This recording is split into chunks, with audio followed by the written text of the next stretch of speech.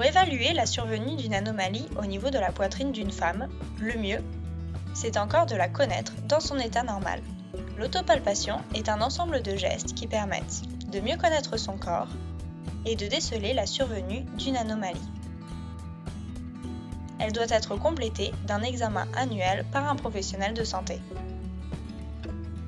L'autopalpation s'intègre donc au processus de dépistage du cancer du sein et c'est un véritable atout pour la santé des femmes.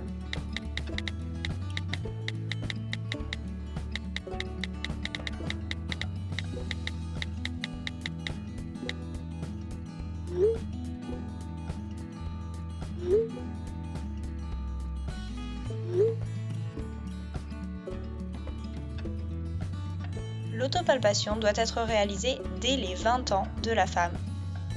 Aux abords des règles, la poitrine peut être tendue. Ce n'est pas idéal pour l'évaluer. Il faut donc attendre 7 à 10 jours après la fin des règles pour évaluer l'aspect normal de la poitrine. L'examen peut être réalisé après la douche pour que la main glisse plus facilement.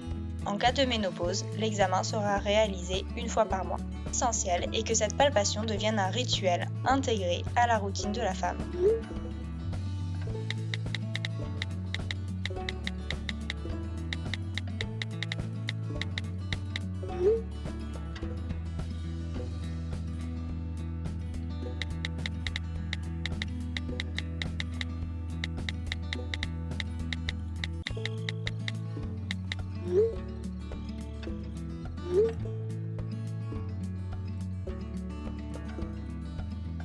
L'autopalpation débute par une phase d'inspection.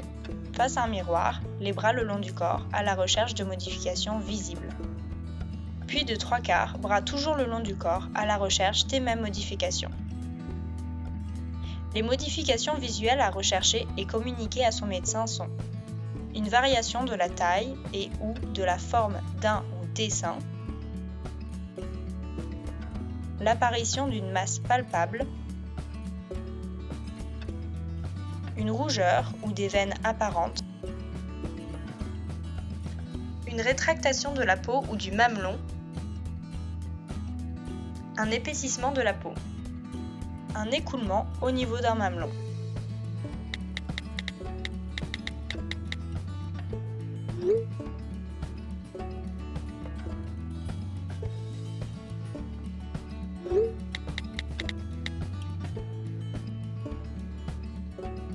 L'autopalpation doit être réalisée debout et allongée. Pourquoi ne pas la réaliser un jour dans une position et le suivant dans l'autre ? Il faut utiliser les 3 doigts d'une main, en pianotant délicatement. Levez un bras et palpez avec les 3 doigts de la main opposée. Commencez au niveau de l'aisselle en insistant bien dessus. Et évoluez par mouvements circulaires en couvrant tout le sein tout en se rapprochant du mamelon. Puis poursuivre en le pressant délicatement à la recherche d'un écoulement. Et pour finir, palpez les ganglions situés derrière les clavicules.